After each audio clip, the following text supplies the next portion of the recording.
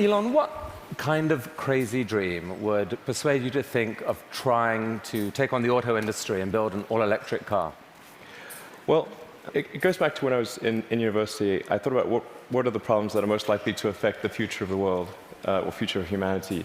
I think it's extremely important that we have sustainable transport and sustainable energy production. That sort of overall sustainable energy problem is the biggest problem that we have to solve this century. Independent of environmental concerns, in fact, even if producing CO2 is good for the environment, given that we're going to run out of hydrocarbons, we need to find some sustainable means of operating. But most of American electricity comes from burning fossil fuels. How can an electric car that plugs into that electricity help?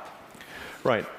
There's two elements to that answer. One is that even if you take the same source fuel and produce power at the power plant and use it to charge electric cars, you're still better off. So if you take, let's say, natural gas, which is the most prevalent hydrocarbon source fuel, if you burn that in a modern General Electric natural gas turbine, you'll get about 60% efficiency. If you put that same fuel in an internal combustion engine car, you get about 20% efficiency. And the reason is, in the stationary power plant, you can afford to have something that weighs a lot more, is voluminous, and you can take the waste heat and run a steam turbine and generate a secondary power source.